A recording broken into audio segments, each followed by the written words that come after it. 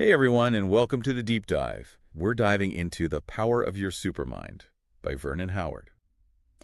This book, Yeah, this one really stood out to me. Yeah. It's all about, you shared it. well, it's about this idea Yeah, that we all have this power within us, this supermind, as Howard calls it. And this deep dive is all about, figuring out how to tap into that, how to make it work for us in practical ways. right. And what I think is so interesting about Howard's approach, at least from what I've read so far, is that he doesn't present this supermind as some kind of mystical out there concept. Right. It's more like a practical tool Right. for really Yeah. dealing with, everyday life. Yeah, and for achieving genuine happiness, not just, temporary happiness, real lasting happiness. Right. He's not talking about, levitating or reading minds or anything like that. No. It's more about like rewiring your thinking Yes. to tap into this like inner strength. To achieve practical things. He doesn't even talk about like material wealth, really. Right. It's more about like inner peace and freedom.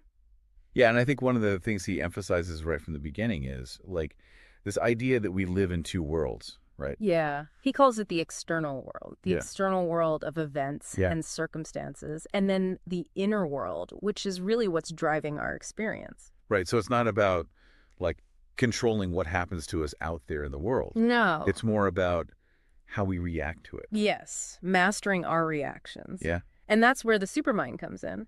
He actually compares it to like two different communities. One community is, constantly trying to manipulate Right. the outer world to fit their desires. And the other community is more focused on cultivating their inner world. And I'm guessing the inner world folks are the ones who find that true happiness. That's exactly right.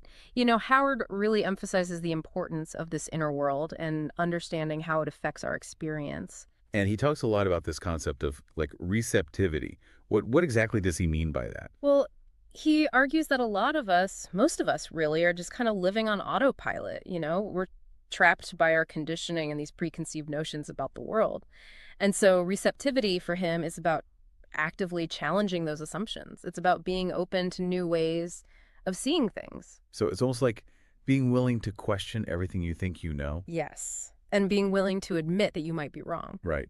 He has this really interesting analogy about eagles who trade their freedom for easy corn. Okay, the eagles and the corn. Tell me more about that.